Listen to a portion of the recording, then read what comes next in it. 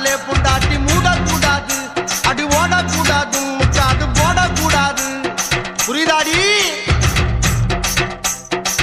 விளக்க அணைச்சு முடிச்ச பின்னாலே நிறத்தை பார்க்க கூடாது, கட்சி மாறக்கூடாது, படிப்பையும் கேட்க கூடாது.